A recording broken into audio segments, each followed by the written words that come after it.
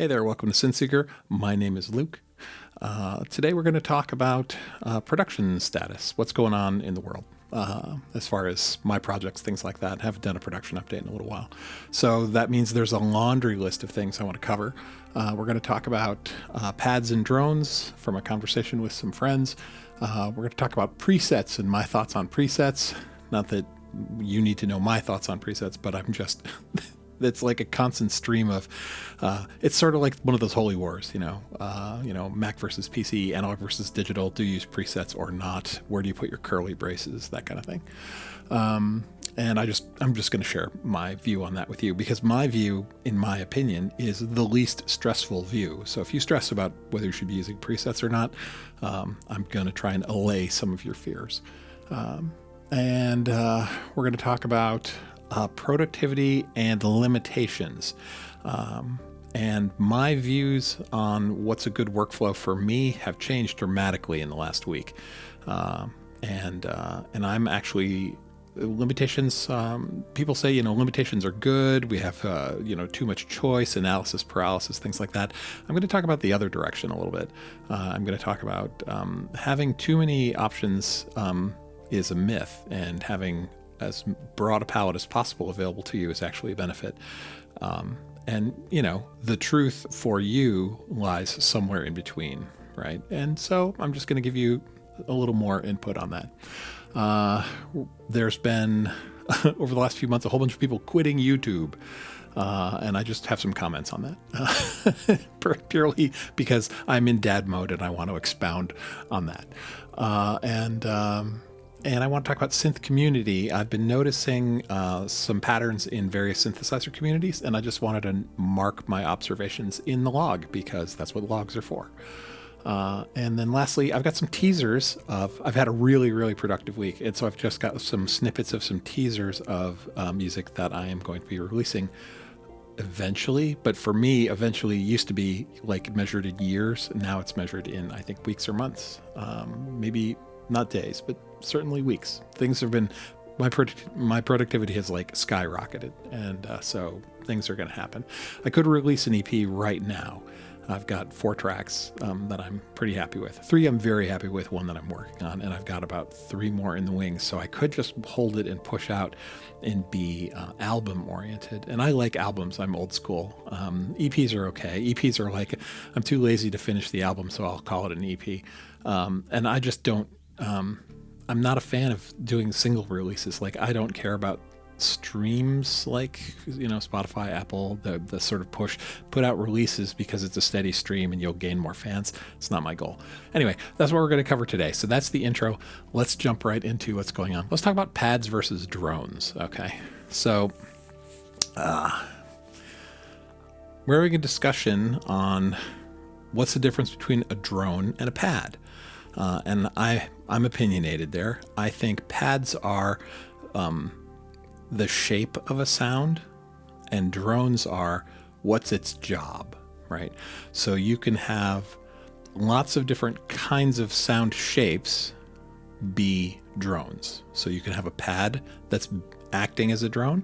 You could have a steady repeating pulse of sound that is acting like a drone, but it's not a pad necessarily, right? It's a bass pluck can be a drone.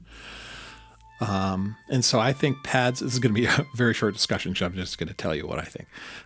Pads are shapes and drones are jobs. Okay. So as an example, here's a pad. Right. We'll just do individual sounds and individual notes. All right. So if we look at the shape of this envelope here, let's see. Where's my mouse? Burp. Oh, I'm moving the wrong one. That's the problem with having multiple keyboards, multiple computers running. I'm like, where is my mouse? Okay. So we're using this little synthesizer down here. All right. This is a Drift Synth in Ableton. This is the amplifier envelope, and this is the filter or modulation envelope. Okay. And these shapes are similar in that they have a sort of relatively fast but soft attack, and then some amount of sustain, and then a relatively fast but soft release. So if I hit a note, it comes up, it sustains, when I let go, it goes down. All right. This is the shape that I would call an organ shape, right? Some people might argue that it's more like this. It goes up and then it goes down, right, when you release. I think of this as an organ or pad shape. You hit the note, it plays, you let go.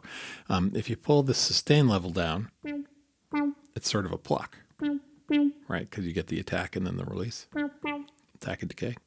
But I think of this as a pad because it's a sustaining sound that you can, play your stabbing chords with, right?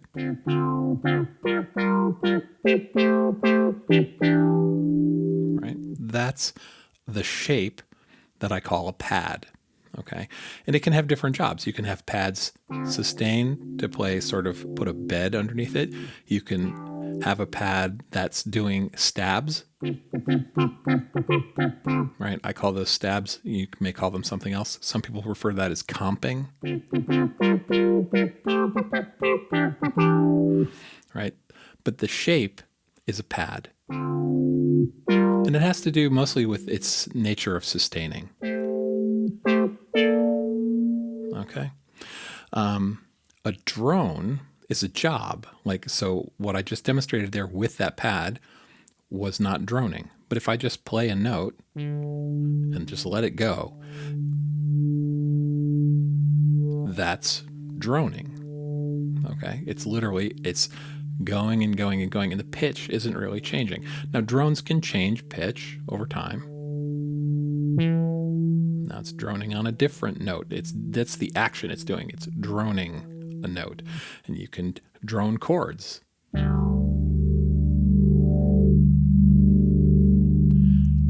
Right? Drone's a job. And generally in the synth world, drones tend to be low, right?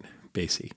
And a lot of what makes it a drone for ambient music or Berlin school is that it's got a shape. So if we take that pad shape and we increase its attack time to, say, a few seconds,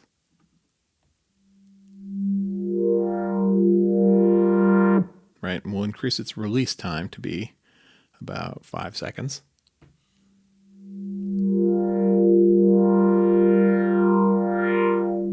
All right. That's still a pad, I think. It's just got a really slow attack and release. But if I bring it down, it's closer to the classic ambient or Berlin school bass drone. Even if I change the pitch, because the attack and release is so slow,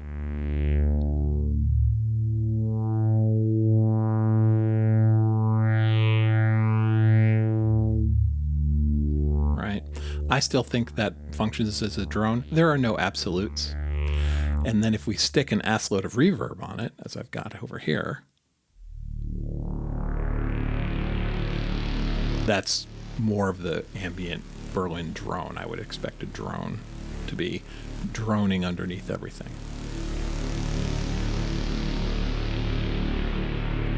And what makes a drone a good drone is some kind of timbre modulation.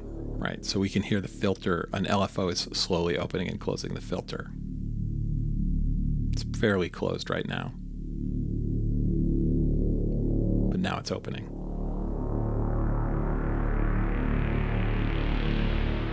Right, so that's what I consider pads a shape and drones a job. That's where I'm at. So I wanted to illustrate that for some friends. So that's my opinion on that. So, all right, first task completed, pads versus drones. Now, let's talk about presets for a second. I've seen a whole bunch of videos lately. Again, it just comes around. It's the eternal holy war. Should you use presets or not? Yeah, you should. Done. Move on. No. Presets are great for a couple different reasons. If you're designing sounds and you're on a synth that can save presets, your life is way better than someone who, has to manually patch it every time or hope that the temperature is the same or something like that. If you can do save, it's instant recall of state, right? Presets are all about saving the state of the system that you're working on. So presets are good. being able to save your work is good, right? I don't want to have to rewrite it all again every time I want to, get to that point. And presets have the benefit that synths can come with some built in already, or you can add more from other people who have created. It's just broadening your sound palette, right? There's nothing wrong with using presets. What people sometimes harp on with presets is, that's not your sound. You didn't make it. It's not very creative of you.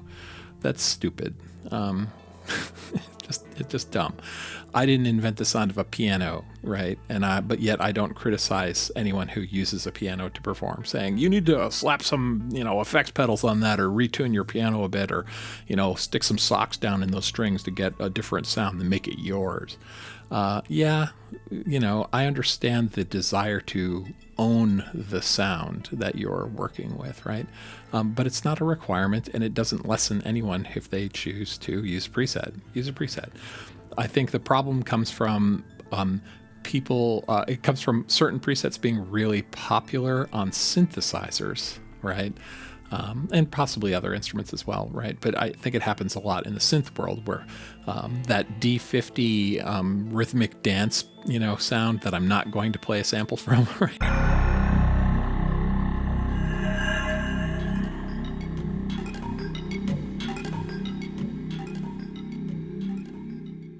Here, right? There are a few presets that get super popular, right? People get sick of super saws, off the Roland synths, right? They're like, oh yeah, that's the trance Roland sound, the super saw that everyone uses, and it's ubiquitous in everything, and I'm super sick of it. It's like, fine. I'm super sick of certain lo-fi effects pedals being applied to everything too, right? Those are presets. You slap a pedal on something and it puts in its recipe, and bam, you've got that sound. Those are presets. Is there anything wrong with using those? No, but I'm just tired of some of them, right? But I'm not going to criticize anyone for using it, because the creativity comes down into the notes you pick and how you arrange them and what's the emotional content of your music. It's really not about the sounds. You can go pull up the general MIDI palette out of like an old sound canvas or some Yamaha, tone generator, and go make your music. And is it going to sound like that synth because it's, got presets that are uneditable or something like that? Yeah, but there's nothing wrong with that. Go make your music with joy. And don't criticize someone if they're using a preset, okay? Only you're a dick if you do that, okay? Anyway, so I got no issues with presets. Where I'm headed with that now is my productivity has exploded this week. If you know anything about me, if you've been visiting the channel at all, I work really slow. My music I can easily take a year to make a single song. And it's not that I don't make a lot of music, it's that I don't release a lot of music. I leave a lot of things unfinished. Or, in various states of not quite done yet. But the last week or so, I've changed my workflow to be something completely different. I have to go back to I've got a couple workflow videos out there that I need to go stick.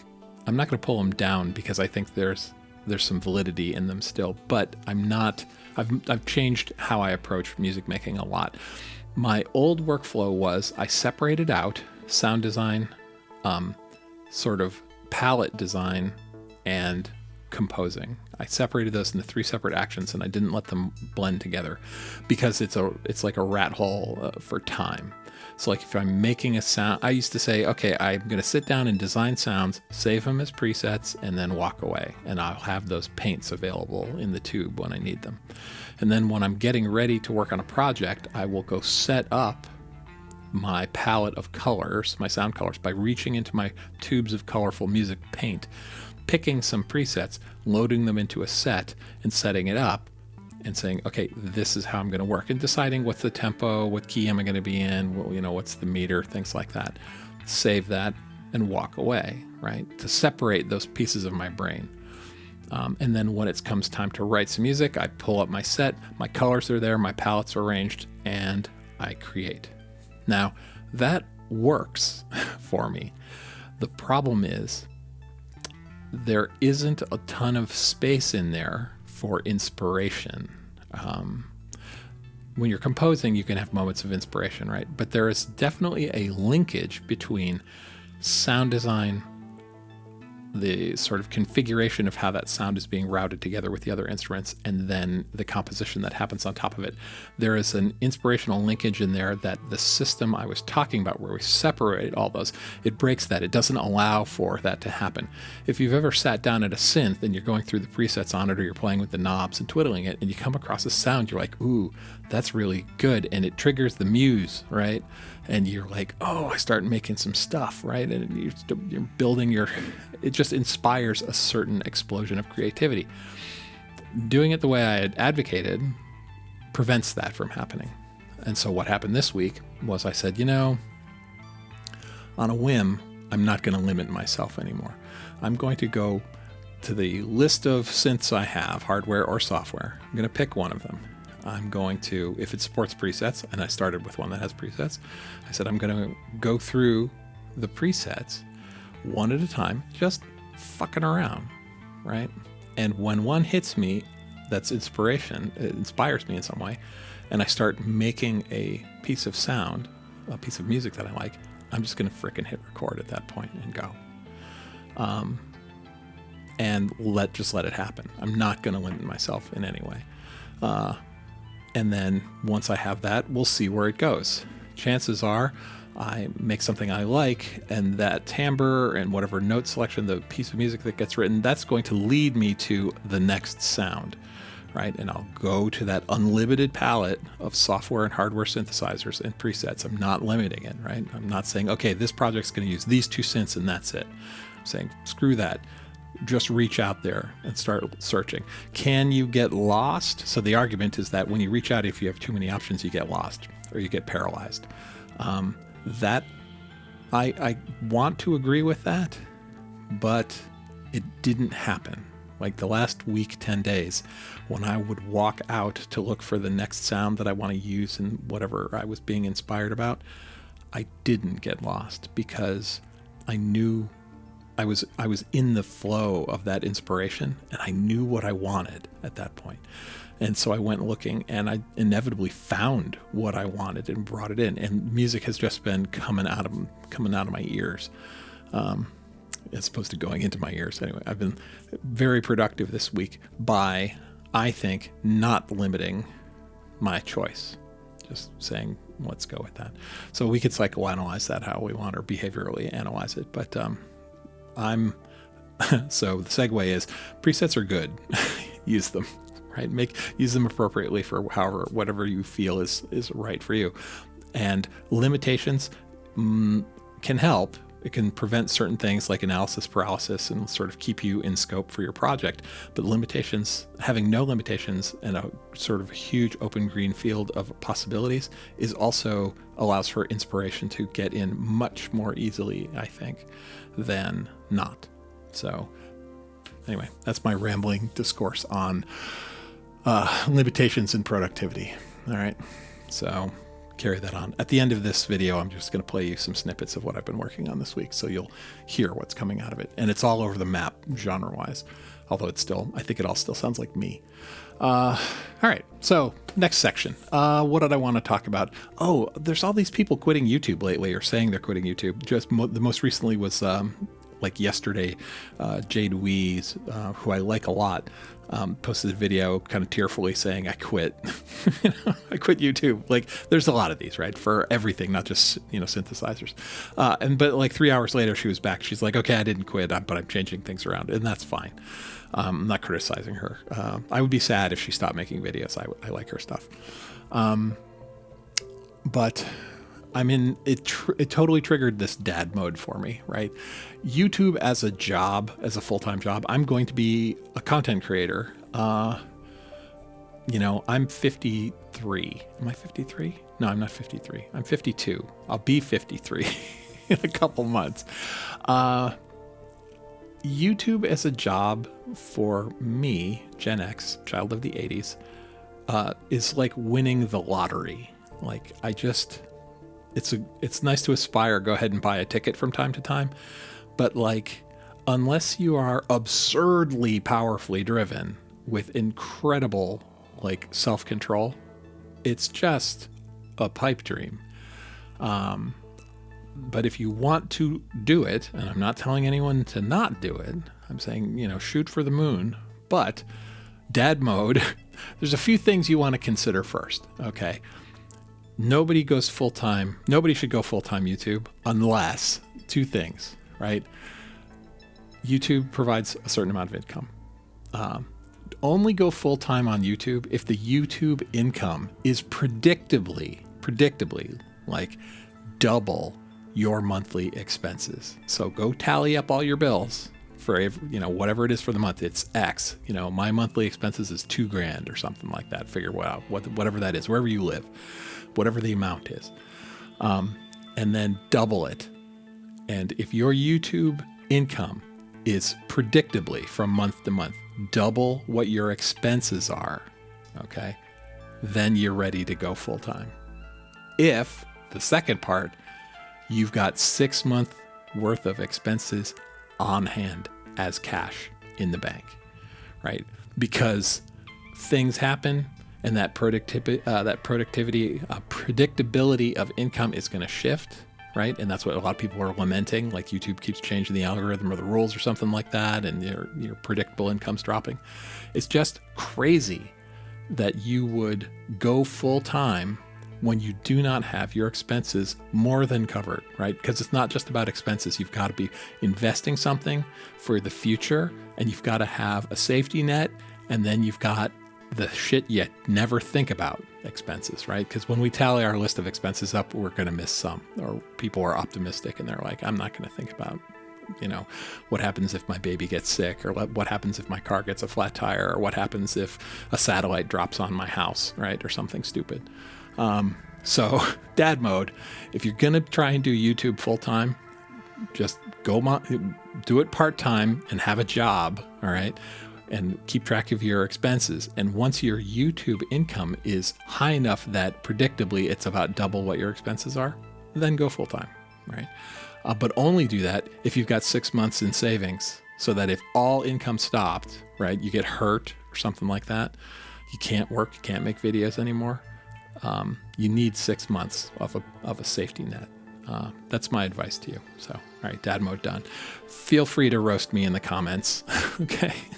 Whatever, if you think I'm full of shit, but please, don't just jump in and go, I'm going to be a starving artist while I make it, and that hunger will make me work harder to do it. And that's crazy. Don't do that. All right. Let's see. What else? Thing I want to talk about. Synth community. So I've been looking at all the synth communities I inhabit, and they sort of fall into 4 categories. There's synth communities by location. So like there's a local scene where I live of synth nerds. And there is some forums and a local meetup, and there's a Discord, which I have a link in the description for. Actually, you know what? I'll put a comment. I'll put it in a pinned comment. There's a local New England synth Discord that I like to hang out on. If you want to chat at me, leave comments, or go to this Discord, it's free, and just join us, right? But it's local, it's by region. So if you're if you're in Thailand, joining the Boston Synth Discord, it's fine, and you'll meet some people and make friends, online friends.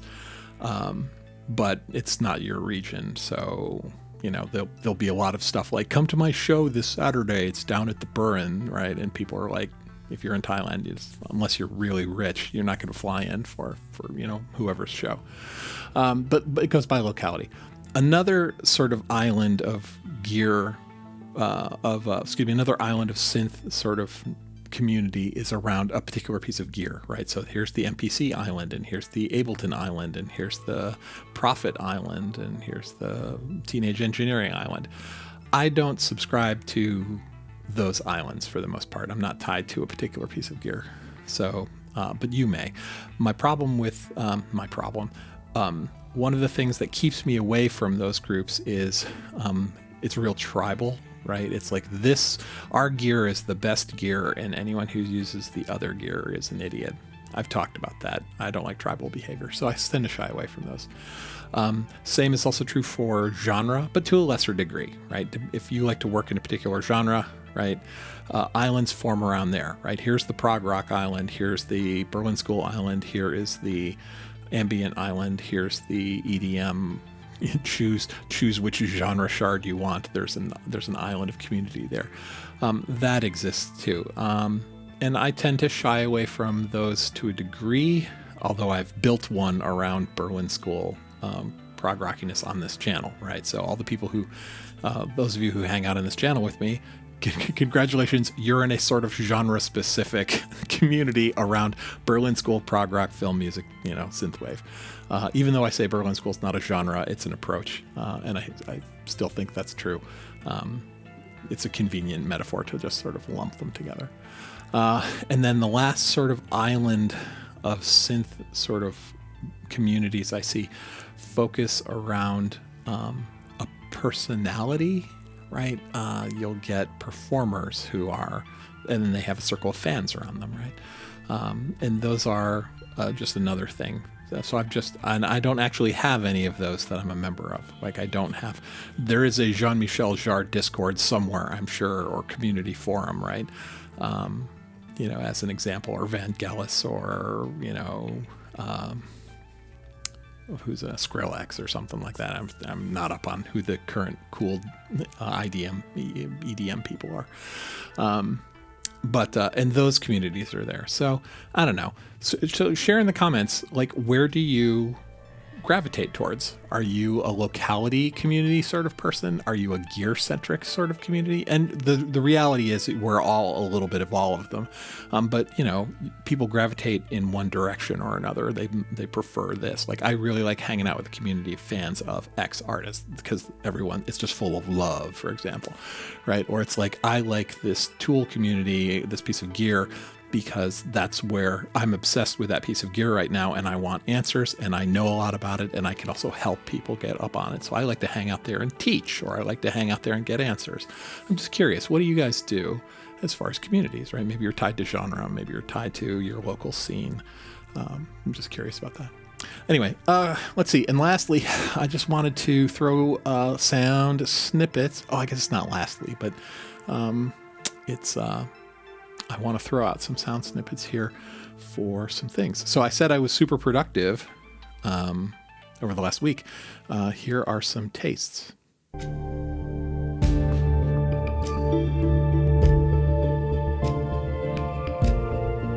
I'm literally just going to play like 10 seconds.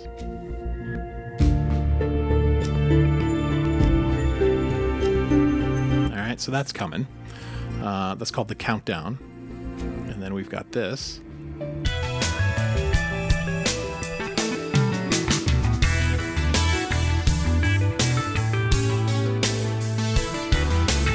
This is in that prog vein. This is that prog piece that I was working on earlier in the year, and I'm trying to get the rhythm right and working with the drummer.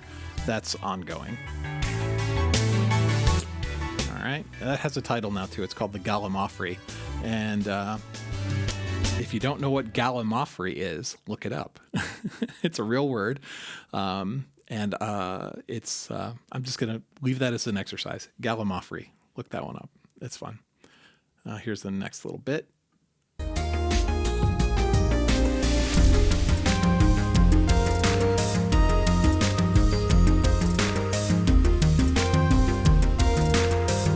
If you're a member of the Synth Seeker Discord, you've already heard these a lot because I've been bouncing them off the members. So, and then lastly is this.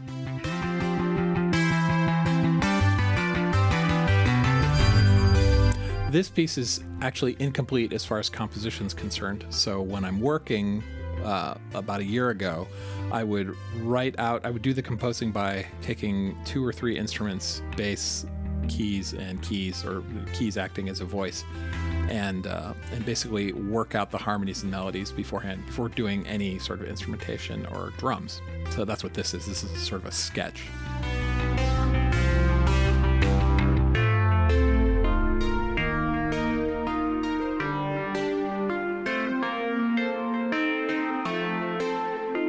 Anyway, so there's a quick taste. That's what I'm working on.